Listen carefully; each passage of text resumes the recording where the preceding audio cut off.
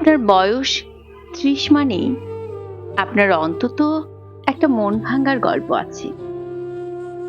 হঠাৎ একদিন দেখবেন যে মানুষটা একসময় আপনাকে কষ্ট দিয়েছে সেই মানুষটা অথবা সেই মানুষগুলো অনেক ভালো আছে, আর আপনার তখন মনে হবে দিস ইজ নট ফেয়ার।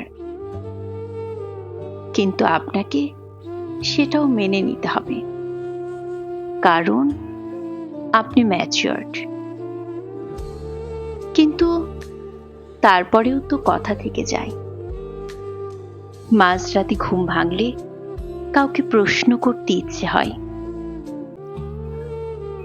আমাদের একসাথে দেখা স্বপ্নগুলোর তবে কি হলো, কোথায় হারালো?